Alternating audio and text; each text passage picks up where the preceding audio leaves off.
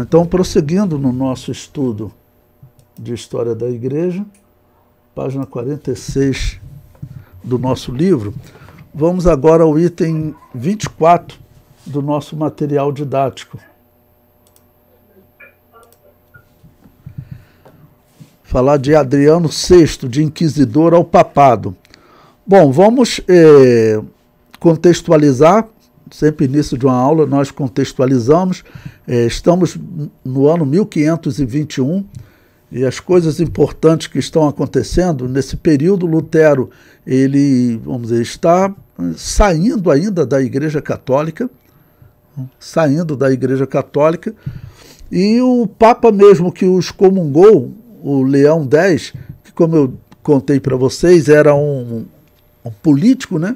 Ele vai ser substituído por outro político agora, que é o político da família dos Médicis. Eu tenho falado para vocês que o papado era uma guerra entre famílias poderosas da Europa. Porque como o cargo de bispo sempre foi ligado aos reis, ao poder, então eles acabavam que os reis tomaram conta do papado, ok? Então, esse Papa Leão X, né, ele excomunga Lutero e logo ele morre. E vai entrar, então, agora esse Papa Adriano VI. Esse Papa, ele era um inquisidor, ou seja, ele era um perseguidor de anabatistas. Tá bom? Bom, então, o comentário diz: no ano 1521, o Papa Leão X morreu e Adriano VI, que vai ser Papa de 1521 a 1523, assumiu o, entre aspas, trono de Pedro, né? Em 1516, Adriano assumira o posto de grande inquisidor dos reinos de Aragão e Castela. Bom, os reinos de Aragão e Castela, você pode considerar a Espanha, Portugal, nos dias atuais. E a Espanha, Portugal, vocês podem ver que são países assim de um catolicismo, vamos dizer, bem forte, né? Você não ouve nem falar em reforma protestante naquela região. E por que isso aconteceu? Porque a região da Espanha e Portugal, lembra que eu venho contando para vocês, ela foi dominada pelos muçulmanos. Ela foi dominada pelos muçulmanos e a Igreja Católica, os reinos católicos, haviam retomado esse reino há cerca de 30 anos. Nós estamos em 1521, isso foi em 1492.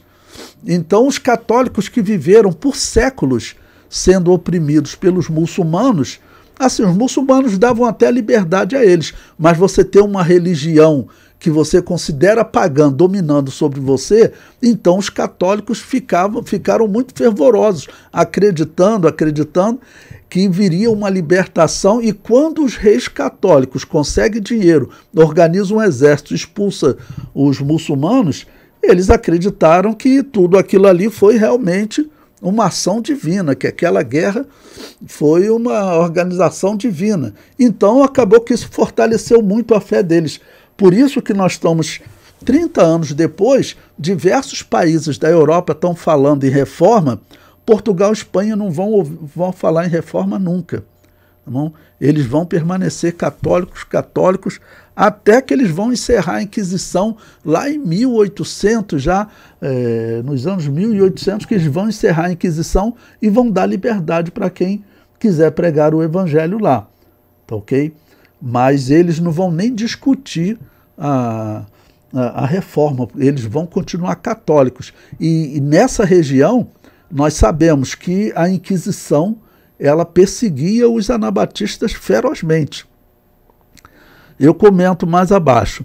Adriano era um político da família dos Médicis que controlavam o papado nos dias da Reforma. Também era um matador de anabatista, porque ele era um inquisidor. Lembrando que a Inquisição, o grande propósito dela, o grande alvo, eram as igrejas anabatistas. Ok? Teve um período em uma região, que foi a Espanha, que a Inquisição também atacou os judeus. Mas a Inquisição mesmo, os documentos dela, lá de 1215, do Quarto Concílio de Latrão, o alvo qual era? Eram as igrejas que não batizavam recém-nascido. Então isso é um fato na história. Ok? Então, falar de Inquisição aqui, se eu estou na aula de História de Israel, eu falo da Inquisição contra os judeus. Muitas histórias que foram terríveis, né? Mas aqui eu vou falar sobre os anabatistas. O comentário prossegue. Nos seus dias, a Inquisição teve um novo impulso. Alguns métodos de tortura não devem nem ser relatados, mas a simulação de afogamento era um dos mais comuns. Então, por exemplo, eu vou contar uma história aí agora, tirada de uma obra que eu recomendo a vocês, se quiser ler, a história da Inquisição portuguesa e da Inquisição espanhola. Exatamente nessa região onde esse Papa era inquisidor antes.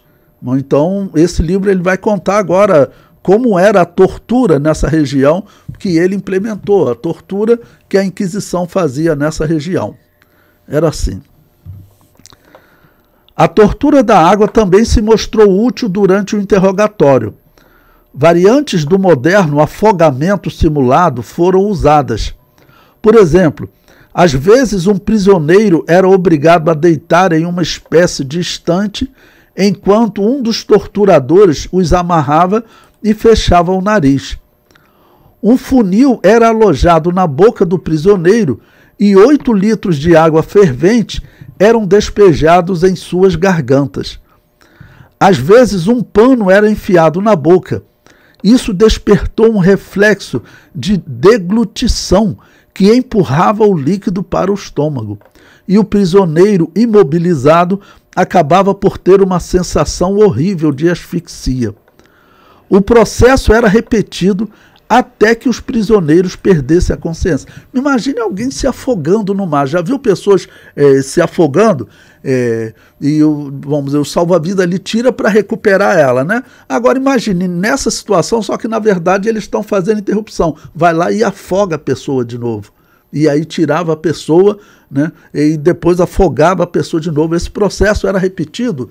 Os católicos dizem nos documentos deles de até 60 minutos. Então, até 60 minutos eles faziam essa tortura. Eles comentam isso porque realmente os documentos protestantes dizem que não tinha limite. A tortura podia durar 2 horas, 3 horas, 4 horas, mas os católicos eles realmente dizem isso, que essa tortura durava até 60 minutos. E você sofrendo uma simulação de afogamento por 60 minutos, muito provavelmente você vai perder a consciência, né? Os instrumentos de tortura que eu falei para vocês, que eu repito, foram criados para matar igrejas como nós.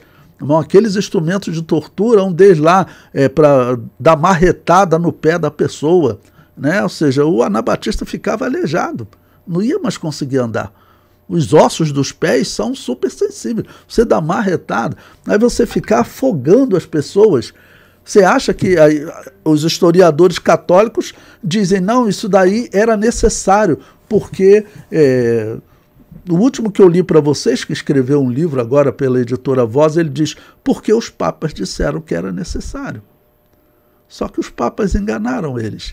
Não era necessário. Na verdade, esses eram cristãos como a Assembleia de Deus hoje, como a Igreja Batista Independente hoje, como a Igreja Batista Geral. Existe alguma necessidade de matar essas pessoas? Não, mas na verdade você está diante da Babilônia apocalíptica perseguindo a igreja cristã. Era isso que estava acontecendo em Portugal. E eu vou contar mais à frente para vocês, nós estamos no ano 1521, em 15 anos, no ano 1536 vai ter uma perseguição que é chamado nos escritos dos anabatistas de a grande perseguição, exatamente na região de Portugal, onde ele era inquisidor até assumir o papado, né? Bom, esse historiador ele prossegue. Um relato falava de uma suspeita de recaída vinda de Cidade Real. O que é isso? Uma pessoa que teria se tornado anabatista foi batizada. E aí descobriram, né? Aí descobriram, ela teria sido presa e disse que não, provavelmente, né, teria negado, e agora teve uma recaída. O que é isso? Ela voltou a frequentar as igrejas anabatistas. Normalmente o que se entende de recaída é isso, né? Era uma católica que teria caído, voltou e agora tem uma recaída. Que ao se recusar a confessar, foi imobilizada e silenciada com um pano na boca. Ou seja, a irmã teria negado em algum momento, porque eram torturas terríveis, né? Aí teria negado em algum momento para não ser torturada, tá bom? Mas só que aí soltaram ela, e ela depois teve uma recaída, ou seja, voltou para a igreja anabatista, e agora ela não quer confessar. Ou seja, ela era uma falha, né? Mas diante da tortura, mas agora ela não quer confessar, ou seja, ela não quer voltar para o catolicismo, mesmo sob risco de tortura e morte, tá ok? Então, ao se recusar a confessar, estamos na página 47 do livro, foi imobilizada e silenciada com um pano na boca. Então, botaram um pano na boca, ok, da irmã. Forçado a ingerir quase 1 litro de vinagre. Não, desculpe, era um irmão, né? Forçado a ingerir quase 1 litro de vinagre, ele perdeu a consciência e quase perdeu a vida. A quilômetros de distância, em Calém, uma garota de 15 anos foi sequestrada de sua mãe, suspeita de recaída. Ela foi então despida e suas costas esfoladas. Sabe o que é esfolar? É arrancar a pele. Até que ela testemunhasse contra sua mãe. A menina, quebrantada, foi forçada a viver com a culpa e a vergonha para sempre, porque sua mãe logo foi executada com base em seu testemunho. Essa história, como eu disse para vocês, ela é contada nessa obra, a Inquisição Espanhola e a Inquisição Portuguesa. Então eu peguei esse livro que conta essa Inquisição, então para vocês verem o que significa um inquisidor dessa região, ele se tornar papa. Não? O que nós veremos nos anos seguintes são diversos anabatistas e até alguns protestantes.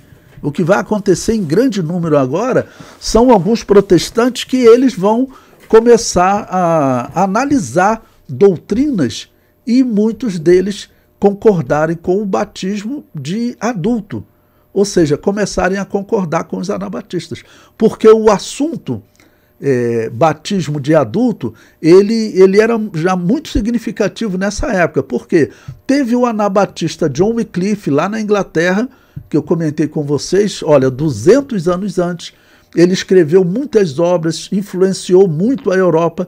Aí eu mostrei para vocês que um católico chamado John Hus, ele adotou parte da doutrina de John Wycliffe, ou seja, ele adotou o batismo de adulto, mas continuou acreditando em outras doutrinas católicas. Então, mas John Hus, ele adotou o batismo de adulto. Então esse tema era muito debatido. E nesse ponto, os protestantes, eles serão mais abertos ao debate. Então, o que vai acontecer? Eu vou contar para vocês diversas conversões de católicos e de protestantes, tá bom? De católicos e de protestantes, diversas conversões. Esse tema era realmente muito falado entre eles. E aí nós veremos também, com esse homem agora no papado, nós veremos que os anos seguintes serão anos de perseguição, né? A sorte é que ele vai ficar pouco tempo no papado, né?